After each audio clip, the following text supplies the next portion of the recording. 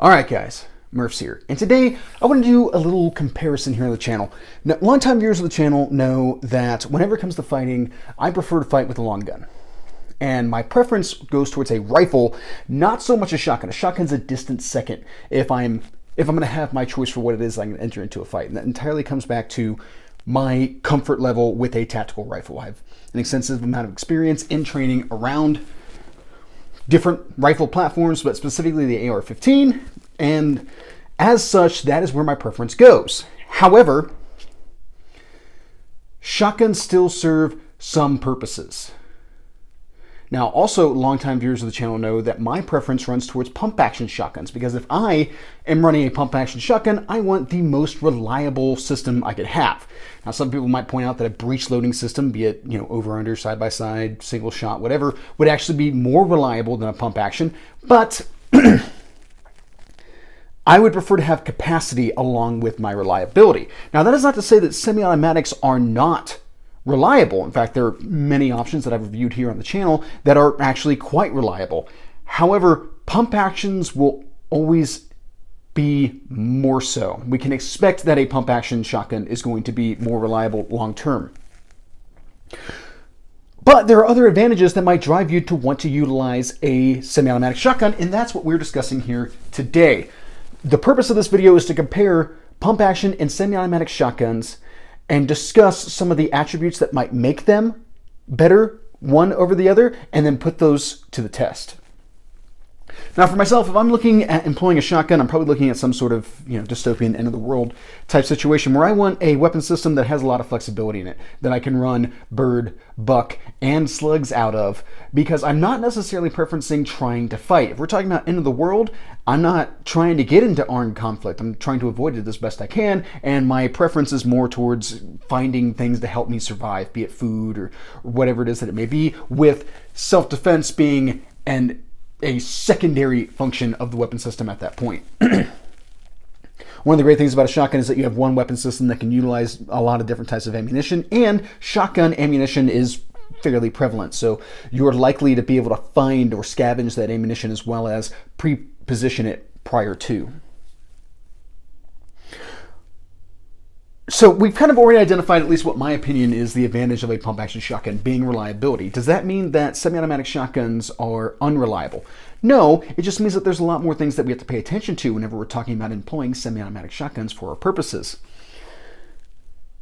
Any repeating arm, regardless of how it functions, has a careful balance of pieces and parts working inside of it that have to work in symbiosis in order for it to be reliable. You have distances that have to be traveled by shells. You have springs and detents and latches and all these kind of things that have to do what it is that they're supposed to do at the exact times that they are supposed to do it. And there are a ton of factors aside from design that can impact the function of these components. Now, when you get into semi-automatic shotguns, something that you wind up having to contend more with the type of ammunition that's being used. In a pump-action shotgun, you rack the slide.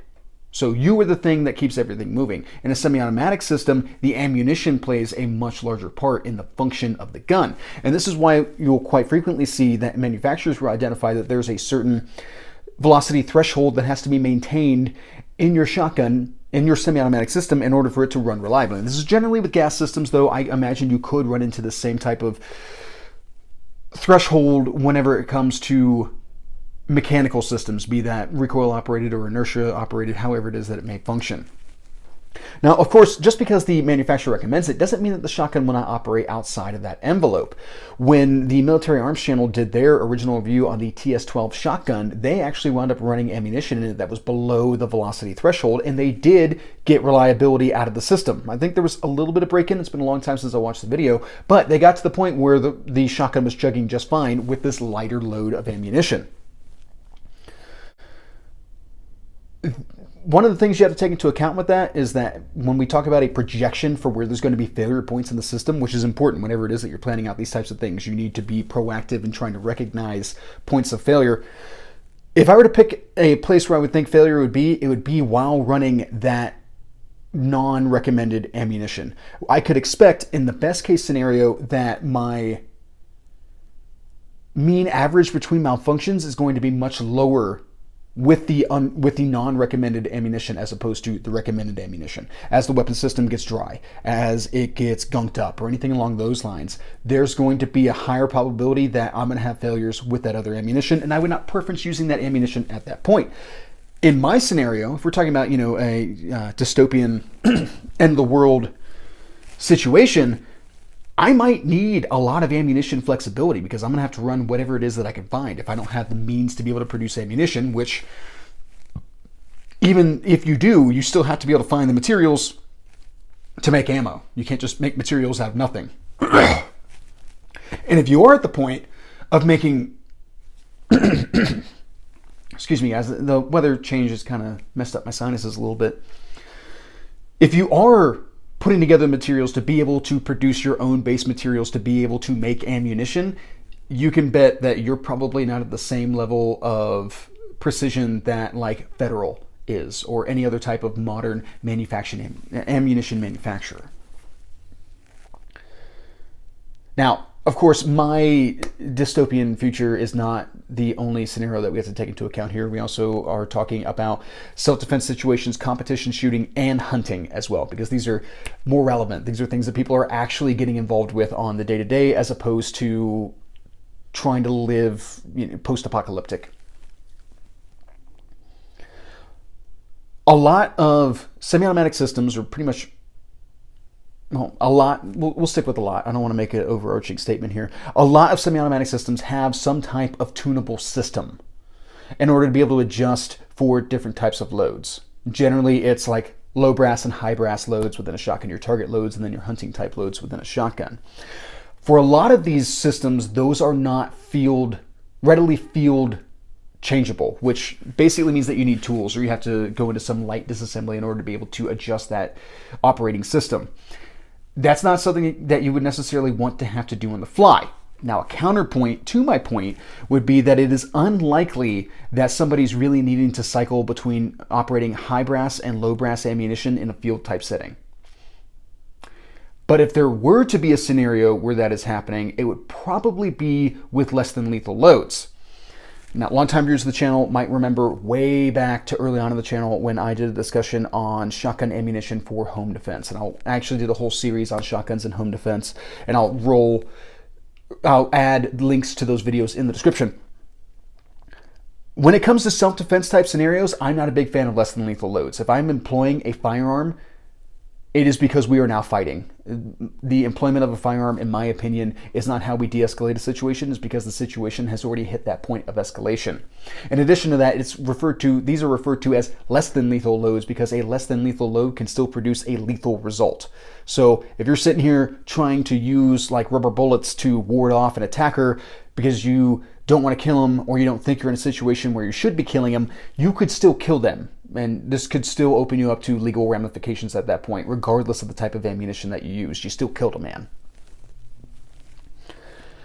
The only real use that I see for less than lethal type ammunition is with law enforcement, because they do run into scenarios where they might have to utilize less than lethal loads to where they will be better suited to the scenario to do so. However, with that, yes, semi-automatic systems may not be able to cycle those loads reliably. In addition to that, I would heavily encourage that a shotgun used with less than lethal loads be a dedicated less than lethal load shotgun, because you can run into a lot of issues if you're trying to cycle in less than lethal loads with lethal loads. You're 100% convinced, yeah, you loaded up that less than lethal load, but you didn't rack out the round that was already in the chamber, and you give somebody a blast of buckshot instead of a beanbag round. It's a pretty big difference in intended result right there. So there's just it's not a linear conversation. We're down a little bit of a rabbit hole here, but that's the only time that I can see somebody needing to change up their gas system in the field, is if they're trying to cycle between those two options. Okay, so we've discussed the reliability aspect of a semi-automatic shotgun. What is the advantage of a semi-automatic shotgun? Well, faster follow-up shots. Now, to some people, this may not seem like it's that much of an advantage, especially since we can pretty much predict that if we hit somebody with a round of buckshot or a slug or something like that, they're going down. Not a lot of people get back up after getting hit with a shotgun. But if you're in a scenario where you have multiple targets to engage, it would be nice if you could do that more quickly, especially in a self-defense type situation. But even if you're hunting birds, if you had multiple targets flushed at the same time and you want to shoot your bag limit this day, it's going to be a little bit easier to do with a semi-automatic shotgun. Why is that? We've already seen the same type of thing whenever whenever militaries around the world switch from bolt-action rifles to semi-automatics or even select fires. You have less disturbance to your sight picture with a semi-automatic rifle. Now, you still have recoil that you have to contend with in order to be able to keep the weapon on target, but you don't have to manually cycle on action, which could potentially cause you to break your cheek weld or just in general cause the sight to dip around a lot as you cycle the action. With a pump-action shotgun, generally the muzzle dips down and then comes back up.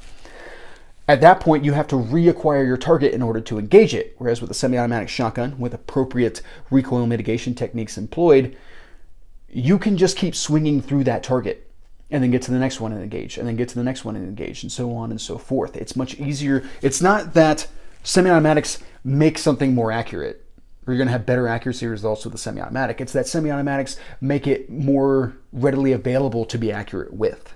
And we see this in semi-automatic shotguns as well. And the same thing in the competition circuit, where hundredths of a second might matter. You probably want to run a semi-automatic shotgun and get good at transitioning between targets.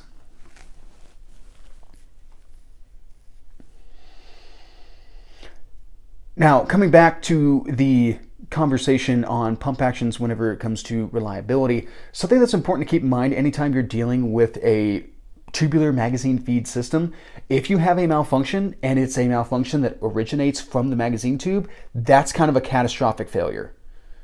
That's getting more into remedial action as opposed to just racking that round out and going to the next one, which at that point means that you hopefully have a secondary to transition to so that you can keep in the fight up until you have the opportunity to be able to remediate your malfunction.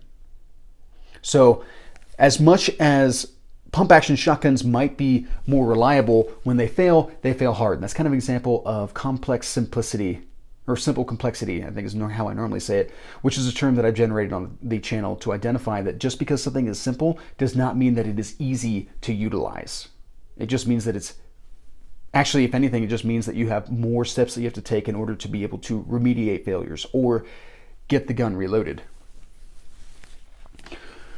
All right, so with that being the case, why don't we go ahead and get into the shooting portion of this video, for which I used two shotguns, and you might be kind of surprised at the choices. I selected this Remington Model 11 Sportsman, chambered in 16 gauge,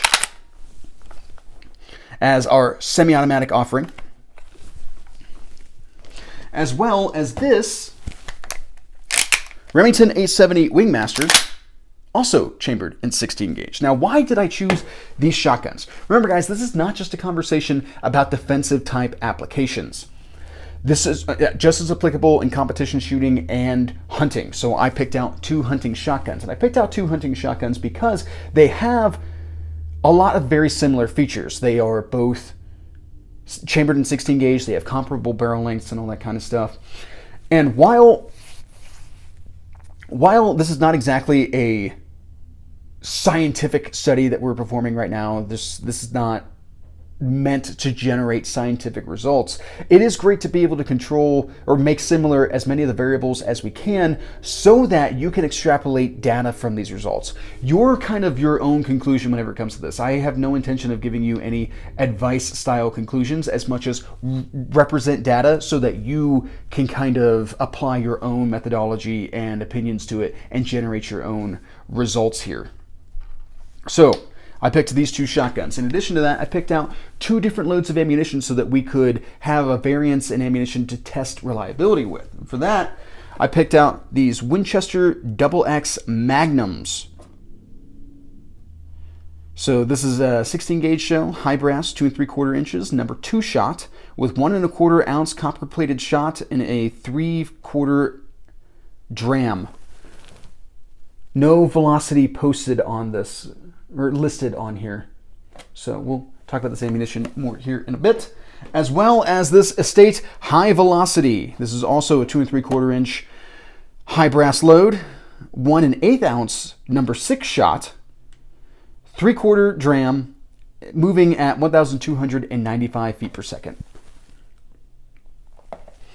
All right, so that is the ammunition that was selected. Let's go ahead and get into our courses of fire, of which I picked out 3. I ran each shotgun through it and each load, so both guns got shot twice for these drills. Starting off with drill number 1, which was transitional type shooting. So I set up my steel targets, which are of 3 different sizes, and then I moved from left to right, engaging each target with 1 round. Something that's important to keep in mind, guys, none of the shooting in this video is going to exceed 3 rounds because that is the capacity of the Model 11 Sportsman. All right, so let's go ahead and take a look at that footage.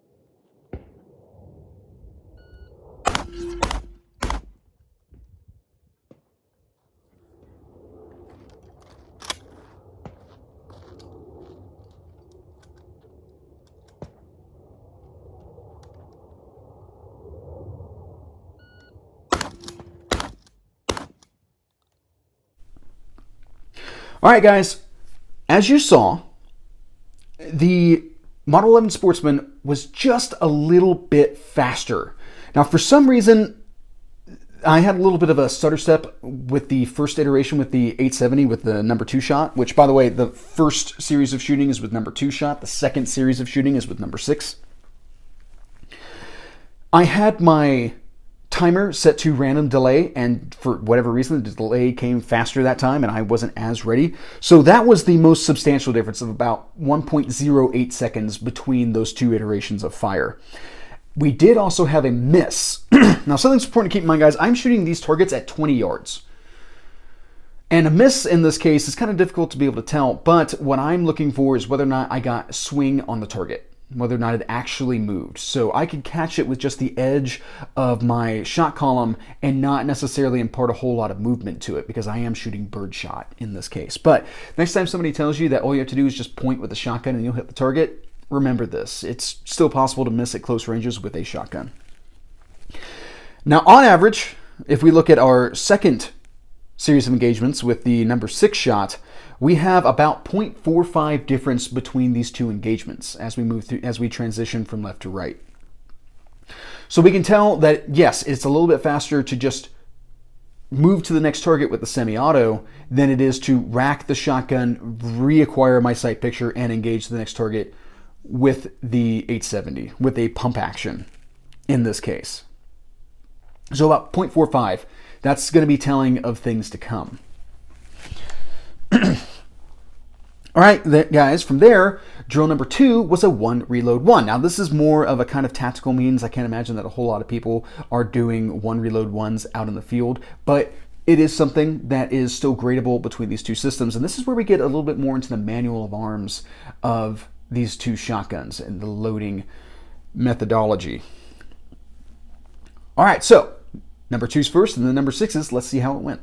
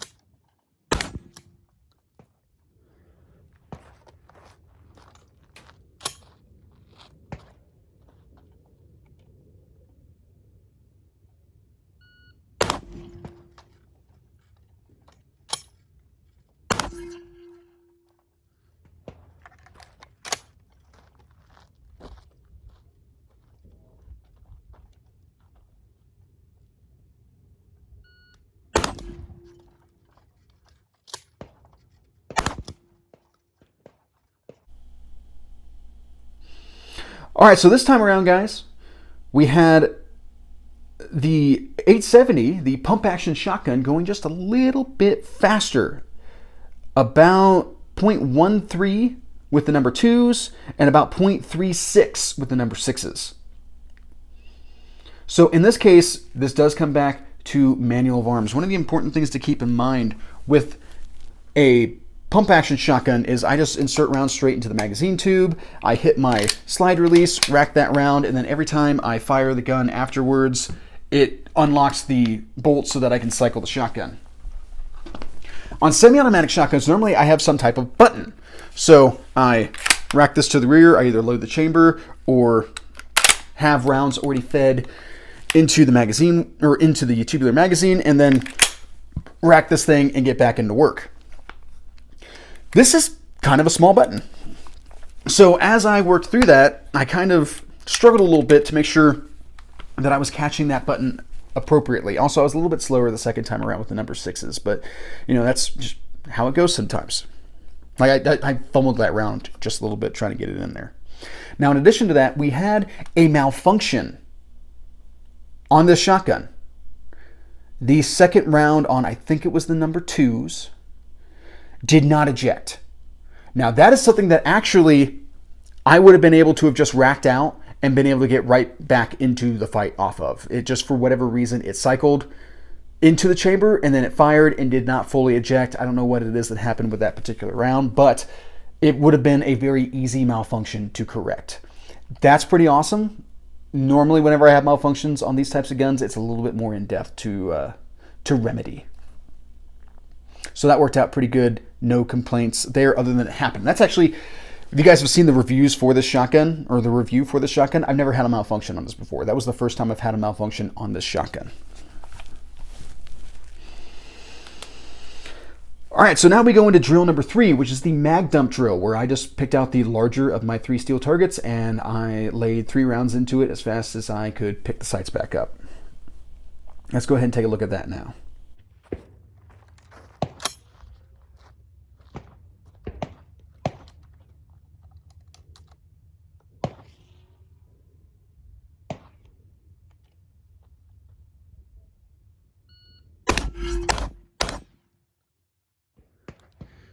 These Winchester double X's kick.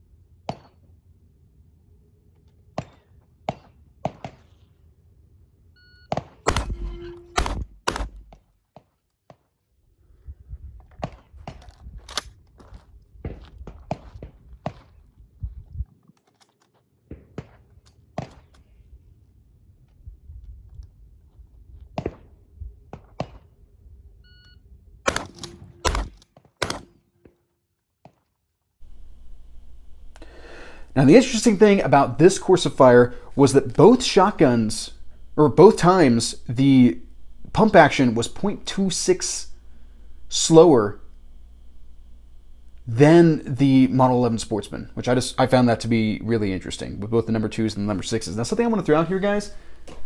These number 2s kick. They generate a lot of energy, and I don't understand why. I really wish they listed the velocity on here. I can't imagine that it's that much higher than that of those number 6s, but I do think part of it is that these shells have like this, a whole bunch of like granules of plastic in between the shot to keep it from getting distorted, according to what the box says right there.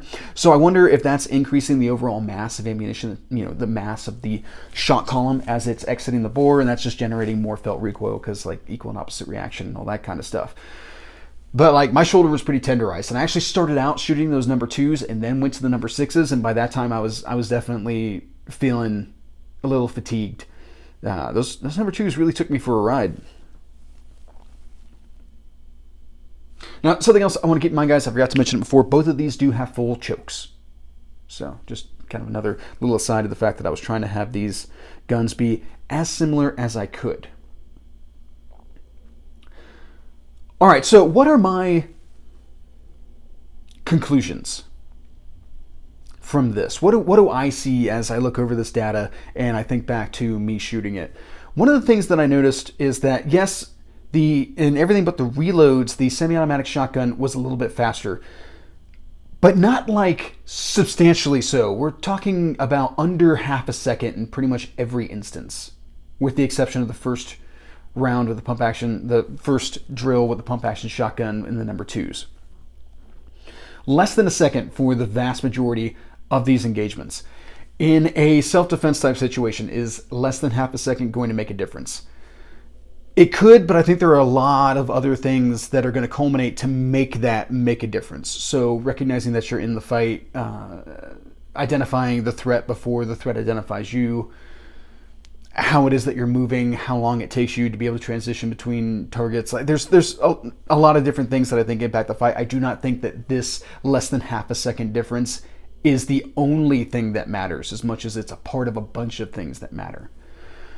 What about in a competition type sense? Absolutely. I think over multiple courses of fire, multiple iterations, that less than half a second, along with anything else that you do on that particular, throughout the course of fire and all that kind of stuff that winds up costing you time, will add up very quickly. That's just a cumulative effect at that point. In a hunting type scenario, I don't think the difference is that big. Not unless you're like only subsisting off of what it is that you hunt, or you're in a situation where you make a living off of your hunting, then yes, that plays a big portion, and I would be a little bit more concerned about that. But I do think other things are more important for consideration in this case. I don't completely deride one system or the other based on half a second's worth of performance. Now, the reloads aspect of this, it was definitely faster to reload the pump action shotgun, and that's just because you have such a gross motor movement system. But there are things that you can do with other semi-automatic shotguns depending on what it is that you're selecting. So if we take an example of this Remington Model 1100, previously reviewed on the channel, link in the description, we can see that I have outfitted this with an oversized bolt button. Normally, there would just be a singular button set into the lifter. For the release, I have changed the entire lifter into the release button, which can be a little bit problematic because sometimes, if I grab the shotgun just wrong, I potentially close my hand up in it, and I have done that before. However, this type of thing helps out with being able to more quickly reload the shotgun. You can turn that into a gross motor movement instead of trying to hunt around for that button in order to be able to function the gun properly. Here, I can lock this to the rear, place the shell here, grab another shell, hit the lifter, which would load that shell and allow me to more easily insert my follow-on shells, because that also unlocks the lifter. Pretty much all semi-automatic shotguns have some sort of button or something that allows you to be able to access the magazine in order to be able to load it. Making those larger controls, and you see it on a lot of different types of combat and competition type shotguns, making that a larger control will help cut down those times on reloads to make it more comparable. And going back, when you consider that in the worst case scenario, I was looking at a 0.36 second difference, under a second difference, well under half a second difference, an oversized bolt release could really help out with that. Could have me trending in the appropriate direction.